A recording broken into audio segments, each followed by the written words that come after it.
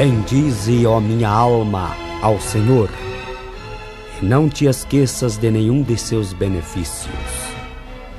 Prezados irmãos, você que já conhece a história do ex-padre Raimundo Pereira, em sua primeira gravação, com o título Transformação, aqui continua o seu maravilhoso testemunho no volume 2 da mesma conceituada gravadora. Convosco, o pastor Raimundo Pereira.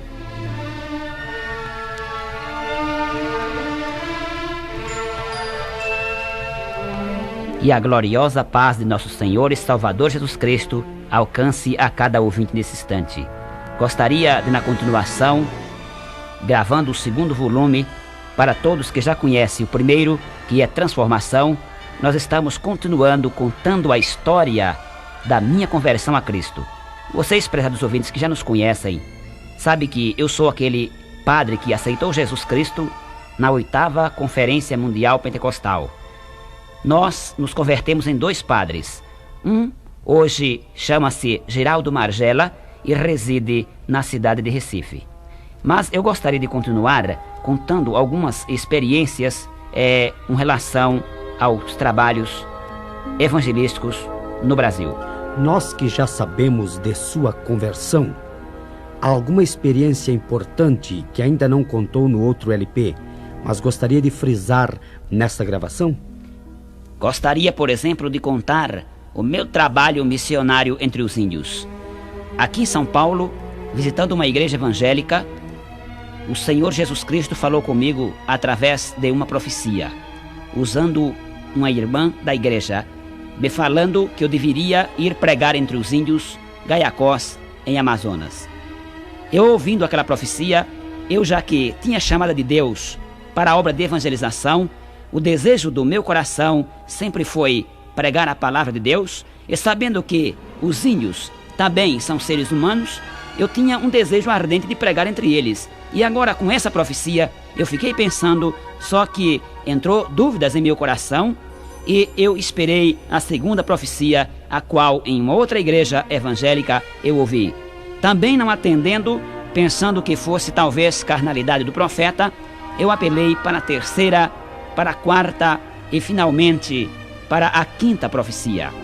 Acontece que a 5ª profecia foi na igreja de Osasco, aqui em São Paulo, e a profeta era uma criança de apenas 5 anos de idade. Quando cheguei à igreja, os irmãos me falaram que aquela criança era usada pelo Senhor através de profecias. Eu, olhando para a criança, fiquei um tanto desanimado por ver o pequenino tamanho dela. Mas, de repente, o fogo do céu começou a cair na igreja e ela foi tomada pelo Espírito Santo, veio em minha direção, colocando a mão sobre a minha cabeça, disse-me o seguinte: meu servo, hoje é a 5ª e última vez que te falo. Se tu quiseres me obedecer, muito bem. Se tu não quiseres me obedecer, eu mandarei outro em teu lugar. Eu já te mandei pregar em Amazonas, entre os índios Gaiacós. Se tu não quiseres ir, eu simplesmente mandarei outro, mas te colocarei em uma cama e te provarei que sou Deus. Meus prezados, a minha carne começou a tremer naquele instante. E eu disse comigo mesmo: Senhor, eu irei. Mas como irei? Se vivo pela fé, não tenho dinheiro para a passagem. Como viajarei para tão longe sem dinheiro? E o Senhor respondeu pela boca da criança: lembra-te que eu sou o dono da prata e do ouro. O Senhor me disse ainda: vai a Manaus, e quando tu chegar lá, vais olhar para a esquina de um prédio, vais ver escrito Relojoaria Betel. Aquela relojoaria é de um servo meu. Eu revelarei a ele antes que tu chegues lá. E quando tu chegar lá, ele te receberá em sua casa. Eu conversei com os membros da minha igreja sobre a minha ida a esse trabalho missionário entre os índios. E os irmãos me alertaram dizendo: irmão, não se lembra que um casal de missionário batista estiveram lá e que os índios o mataram e o comeram? O irmão não sabe que os índios são antropófagos? E eu disse: sei, mas em nome de Jesus eu irei. Se eu morrer entre os índios, a minha alma está segura nas mãos do meu Criador. Mas eu vivo pela fé. Eu não deixei a batina para ganhar dinheiro. Não sou salariado na igreja em que trabalho. Trabalho para Jesus e o Senhor é quem cuida de mim. Não tendo dinheiro para a viagem, o que me restava no meu bolso era apenas 50 centavos.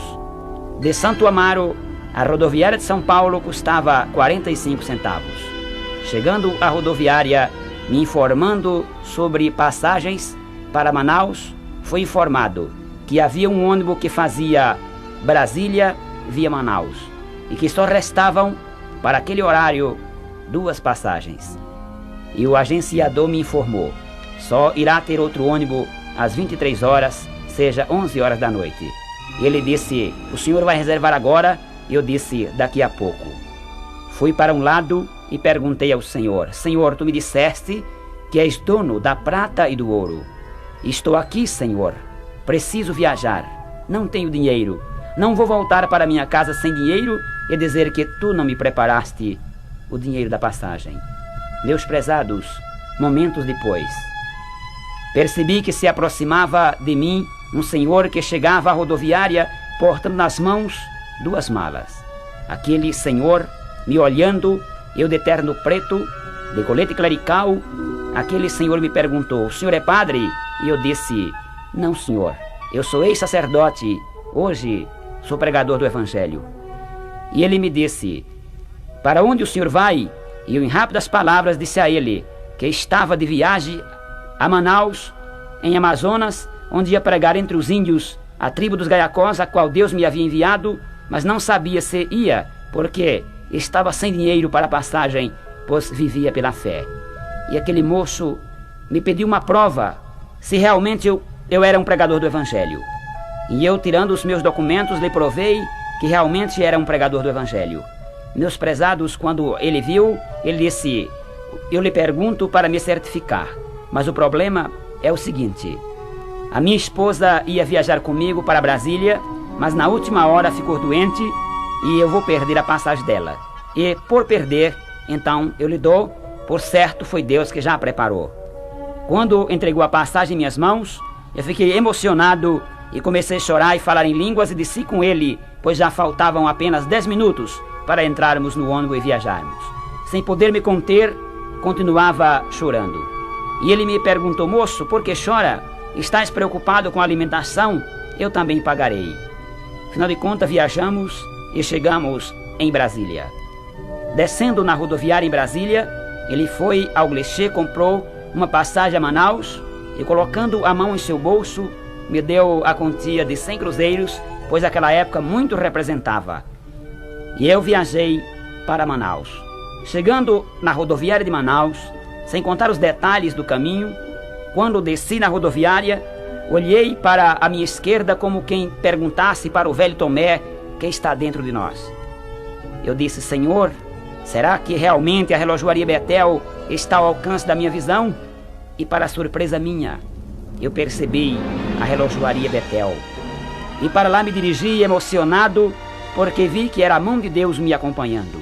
E lá chegando, na porta, encontrei um senhor gordo e me certifiquei se ele era o dono da relojoaria, e ele me respondeu que eu estava falando com o tal.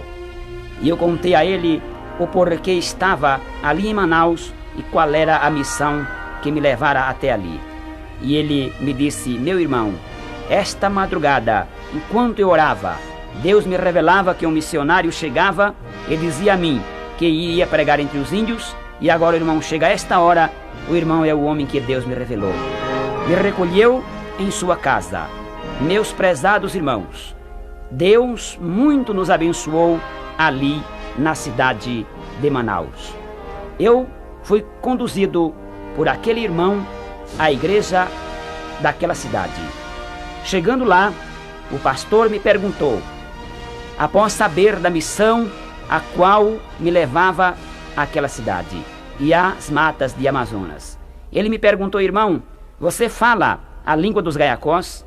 Eu disse: não conheço sequer índio Gaiacós. Ele disse: o irmão está sabendo que eles são antropófagos? E eu disse: sim. Ele disse: se o irmão chegar lá sem um intérprete, simplesmente o irmão será devorado, como foi o casal de missionários batista. E eu disse: pastor, vamos orar. Deus vai providenciar um intérprete para ir comigo entre os índios. Ele disse: é difícil, porque eu não conheço ninguém que fale a língua deles. É completamente diferente do Guarani ou de qualquer outra linguagem indígena. E eu disse: mas nós vamos orar e Deus vai preparar dentro de poucos dias um índio falando a língua pátria deles.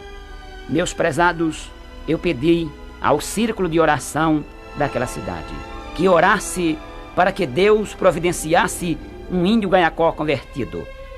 E para surpresa nossa, no terceiro dia, chegava ao púlpito daquela igreja uma carta de apresentação.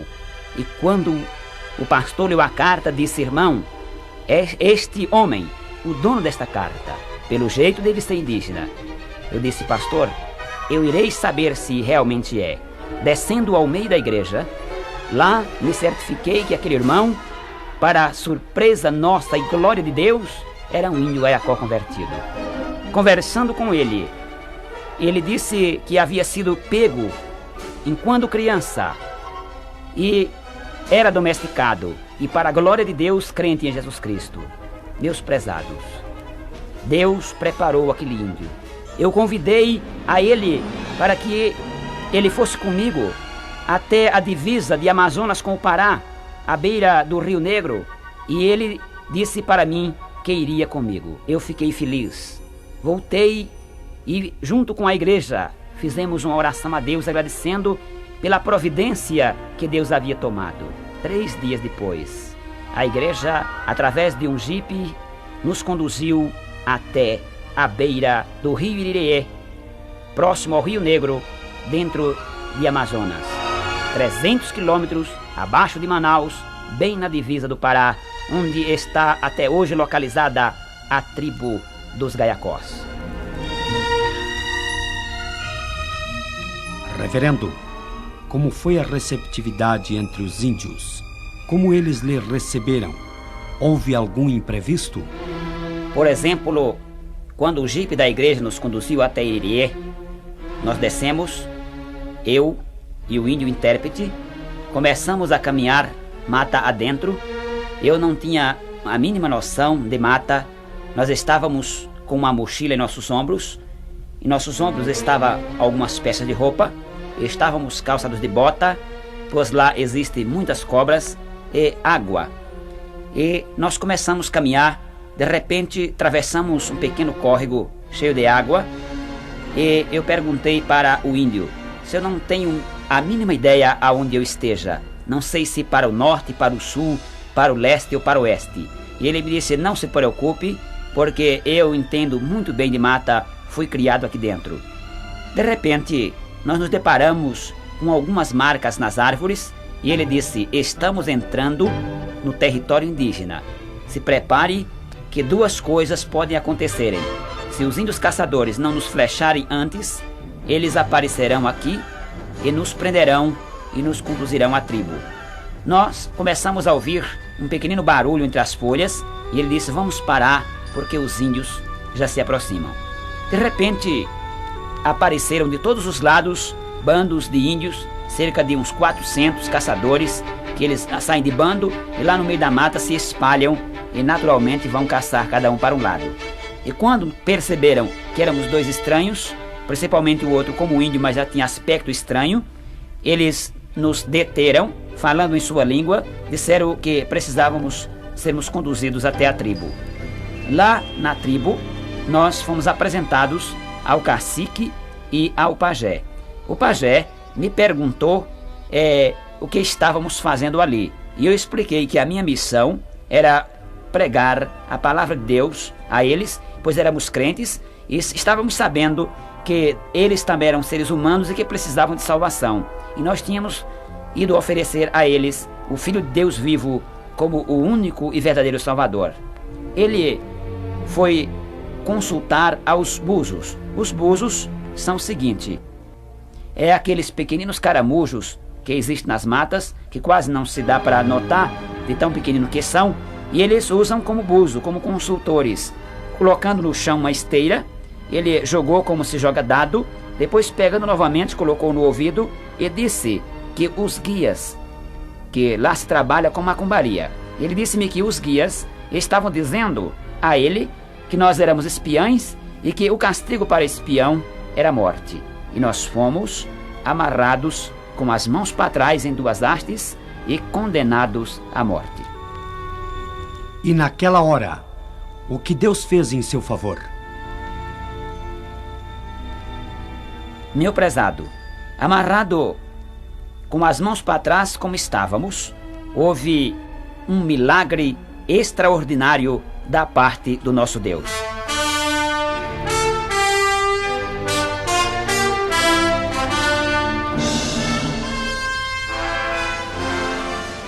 Meus prezados, o grande milagre que aconteceu foi o seguinte: enquanto estávamos amarrados, os índios começaram a montar uma grande fogueira. Por exemplo, juntando madeira de um lado e de outro, eles fizeram uma grande pilha de madeira e ataram fogo. Colocaram uma estaca de cada lado e uma travessa em cima das estacas. Eu perguntei para o índio intérprete que estava comigo, para que tudo isto? E ele disse: olha, isso é o seguinte, eles usam fazer assim, depois que eles montarem tudo, eles vão começar a dançar em nossa volta.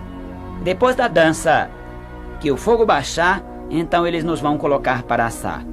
E se prepare para pior ou para um milagre que Deus possa realizar aqui. Então, meus prezados, o fogo foi aceso. E os índios se prepararam com maracás e com todos os instrumentos usados na mata, que são pequenas porungas com pedra, chamada de maracás, chacoalho feito de vagem de cascavel e sementes de bichos. Eles começaram a dançar em nossa volta. E no meio daquela dança, cantoria, o fogo já baixando, o irmão olhava para mim e dizia: nós vamos morrer. Eu disse: se Deus nos trouxe para morrer aqui, nós morreremos. Se Deus quiser, Ele vai estender a sua mão. Meu prezado, o milagre aconteceu. O céu não tinha uma nuvem. Nós contemplando o azul celeste, o sol brilhando e nada de anormal. Não tinha nuvem no céu de espécie alguma. De repente, ecoou com tamanho barulho um trovão que a terra toda tremeu em nossa volta. Quando aquele trovão ecoou, os índios pararam a dança e dobraram os seus joelhos, colocaram a cabeça entre as pernas e ficaram em silêncio quase uns 20 minutos. E eu perguntei ao irmão: o que aconteceu? Ele disse: foi o trovão. Olhe, só pode ser a mão de Deus, porque realmente não tem nuvem no céu. Quando eles levantaram a cabeça, foram para junto do pajé perguntar a ele o que havia acontecido. E o pajé concluiu dizendo que era revolta de Tupã, pois realmente nós éramos homens de Deus e que eles deveriam nos ouvir. Então a nós foi devolvido os nossos matulões de roupa, que é chamado lá no segundo da linguagem de Amazonas, matulão de roupa. Nós abrimos o matulão de roupa, pegamos a Bíblia Sagrada, e quando eu, por exemplo, peguei em minhas mãos a Bíblia, eu abri em São Marcos capítulo 16 e li o Ide de Jesus. E quando terminei de ler, eu pedi ao irmão que me interpretasse e comecei a pregar os grandes milagres de Jesus Cristo realizados e o plano divino de salvação, o que Jesus veio fazer. Meu prezado, Deus começou a me entusiasmar e a me dar autoridade para falar, mas no meio da mensagem, o cacique, levantando a sua mão, me pediu uma pausa e eu perguntei para o irmão o que é que ele está fazendo com a mão levantada.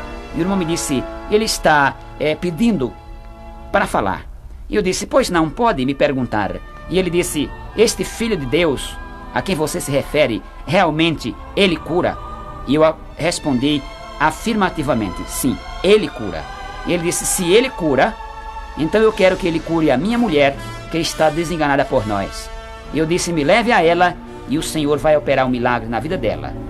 Eu fui conduzido para dentro da oca, que é como é chamada a cabana do cacique. E lá dentro eu contemplei a índia velha, deitada sobre uma esteira, com uma enorme ferida no seu pescoço, e aquela ferida, eu hoje que conheço o câncer, deduzo que fosse o câncer. E eu pedi ao irmão que me desse o vidro de azeite de unção, e ele me entregando, eu ungia as minhas mãos, e enquanto eu colocava as mãos sobre ela, eu pedi que o irmão orasse. E ele orou juntamente comigo, e nós clamamos dizendo, Senhor, Tu és o Deus de misericórdia, estende a Tua mão agora, opera um milagre na vida desta Índia, para que esses índios entendam que Tu nos realmente enviaste aqui. E naquela hora, quando colocamos as mãos sobre a cabeça da Índia, nós percebemos, por exemplo, a minha pessoa, percebi pessoalmente, com muita clareza, que aquela ferida se mexia. Então eu abri os olhos para ver, a ferida havia diminuído a metade. Mas eu continuei orando e repreendendo em nome de Jesus, dizendo, Senhor, o Teu sangue tem poder, o Teu nome é poderoso para repreender esta enfermidade. E para a glória de Deus, quando abri os olhos novamente, a ferida havia desaparecido. Eu chamei o cacique, mostrei para ele, e ele começou a chorar, e chamou toda a tribo de índio para que, passando por perto, contemplasse. E toda a tribo passou a mão no local da ferida, contemplando que a ferida havia desaparecido. Foram para o lado de fora e choraram quase uma meia hora, com a cabeça entre os joelhos. Meu prezado, o cacique disse, agora pode continuar falando o que Deus mandou vocês fazerem aqui. E eu continuei falando do grande amor de Deus. Mostrei a ele o que Jesus fez na cruz do Calvário. Eu provei a ele que Jesus, o Filho de Deus, existe e que ama a você, meu prezado. E apontando para o cacique, eu disse a ele, você aceita Jesus como seu Salvador? E ele balançou a cabeça afirmativamente, e eu disse, então diga aos índios que façam o mesmo. E ele disse aos índios que também levantassem as suas mãos e aceitassem Jesus, porque era um Jesus bom, era um Jesus poderoso, era um Jesus que podia fazer algo. E toda a tribo, cerca de 400 índios, aceitaram a Jesus como Salvador. Ô reverendo, houve alguma recompensa ao final de todo esse trabalho que o irmão realizou e que suportou por causa do amor de Cristo? Meu prezado, nós continuamos 1 ano e 6 meses ali entre os índios. Nós havíamos levado algum mantimento, alguma comida para nossa alimentação, e logo a comida terminou. E nós passamos a comer a comida nativa. E a comida nativa, todos sabem que é de besouros, é peixe sem sal, é, por exemplo, aquele bicho de madeira podre chamado mofofó, que existem vários nomes dele no Brasil, e os índios pegam aquilo e assam na brasa para que se possa alimentar-se com ele.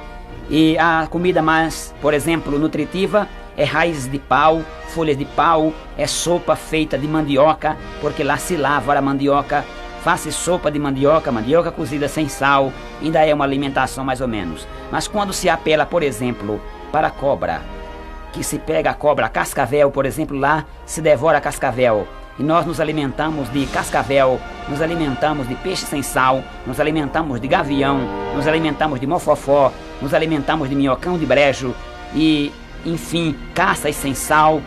1 ano e 6 meses trabalhando entre os índios. Meu prezado, uma grande obra Deus realizou. Após 6 meses de trabalho, nós realizamos o primeiro batismo, batizando 600 índios para a glória de Deus.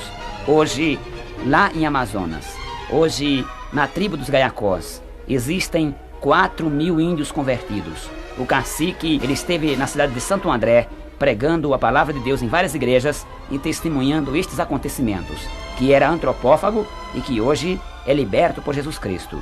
Contemplamos lá, no lugar de ocas, pequenas xoxas, pequenas cabanas de índios, a Fundação Nacional do Índio, que tem tomado uma grande providência da Grande Amazonas, casas populares feitas para os índios, ferramentas, madeiras trabalhadas para os índios fazerem casas, tratores para os índios desbravarem a terra, e hoje se planta café, hoje se planta mandioca, se lavra cana, se lavra vários mantimentos, e para glória de Deus, a igreja está construída, cabe hoje a igreja lá mais de 1000 pessoas sentados, e muitos crentes convertidos, batizados no Espírito Santo. Tem várias congregações ali, mas nos custou todo este esforço, e para quem ouviu desde o começo, essa história real está lá para a glória de Deus. Hoje, o resultado de uma obra missionária, o que Jesus Cristo realizou entre os índios. Pastor Raimundo, qual a sua experiência como pastor evangélico até a data presente?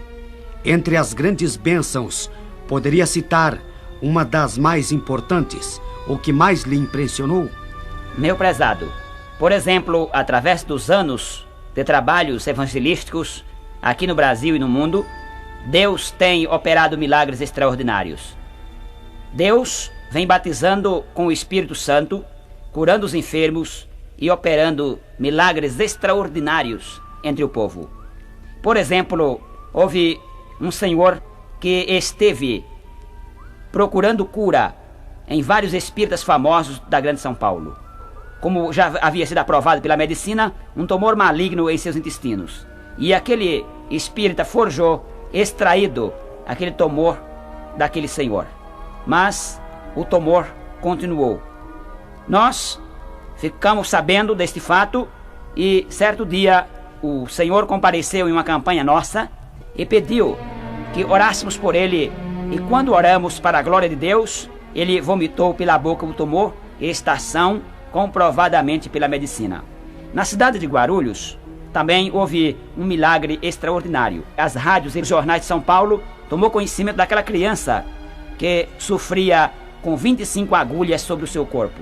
E aquela criança foi conduzida à Vila Fátima, na cidade de Guarulhos, no templo da Igreja Evangélica Assembleia de Deus.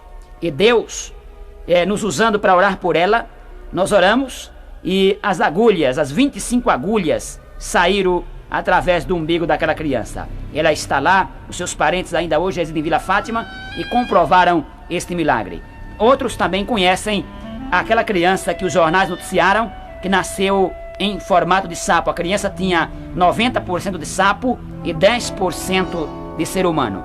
Hoje em dia, a criança, através da nossa oração, já está praticamente, radicalmente curada, já não anda mais pulando, aquela pele de sapo desapareceu, e os pais já deram testemunho que Deus já metamorfosou aquela criança. Foi uma metamorfose completa que Deus operou na vida daquela criança. Foram estes, entre outros milagres, que ficaríamos contando a vida inteira o que Deus tem realizado. Pastor Raimundo, qual tem sido a reação do clero com respeito à sua pessoa?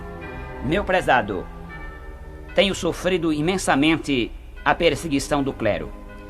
Por exemplo, eu já fui preso 17 vezes, e entre elas na cidade de Peabiru, no estado do Paraná, onde fui arrastado por uma das pernas por mais de 1 quilômetro, após levar uma forte pancada sobre a minha cabeça, e depois ainda hospitalizado.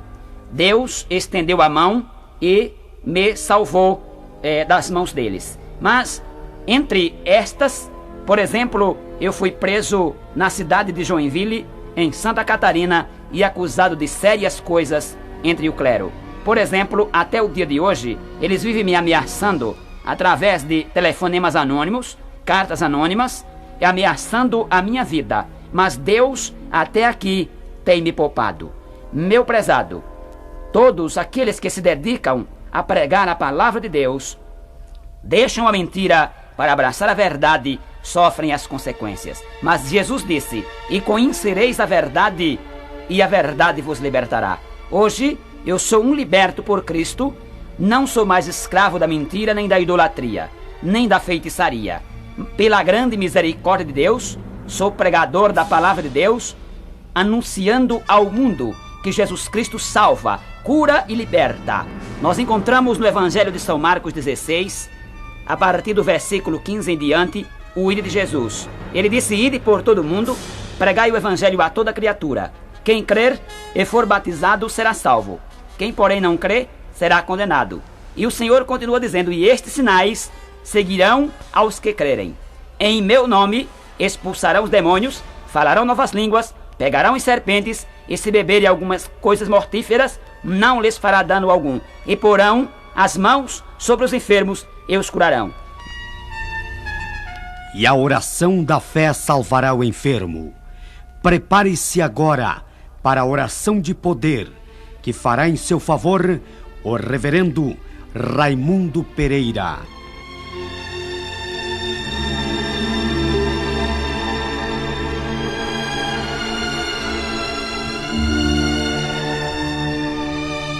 Ó Deus que tudo pode, estende a tua mão agora para aquele que está aflito, para aquele que está nos ouvindo nesse instante. Repreende as enfermidades e as perturbações desta casa. Abençoa esta família. Abençoa cada brasileiro de norte a sul e de leste a oeste, em nome de Jesus. Amém e amém.